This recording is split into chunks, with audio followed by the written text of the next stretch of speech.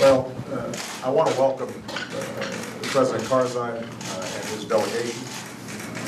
We have a lot of important business to do, and I very much appreciate the efforts that he's been making in rebuilding Afghanistan and proceeding on the transition path that will ensure that Afghans are ultimately responsible for their security and their prosperity.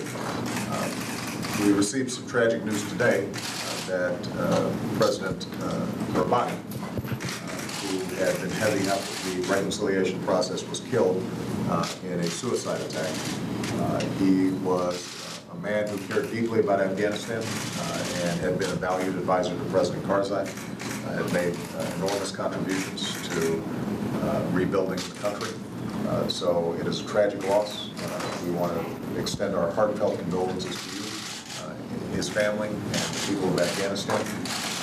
But, Mr. President, I think we both believe that despite this incident, we will not be deterred from creating a path whereby Afghans can live in freedom, in safety and security and prosperity.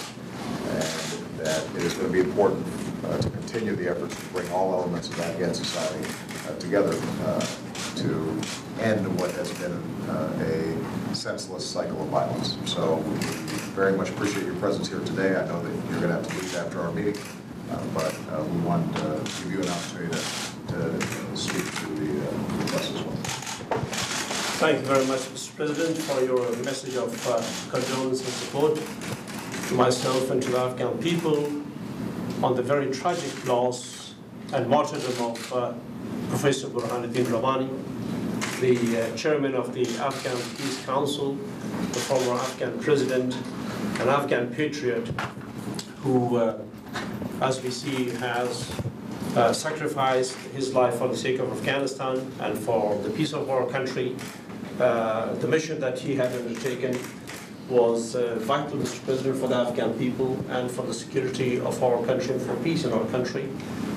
We will miss him very, very much. I don't think, Mr. President, that we can fill his place easily.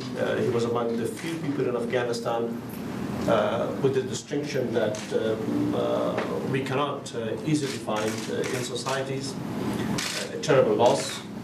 But as you rightly said, this will not deter us from continuing on the path that we have, and we will definitely succeed. Thank you, Mr. President, for condemning this act of brutality and cowardice against President Rabbani. I will take the same message from you to the Afghan people.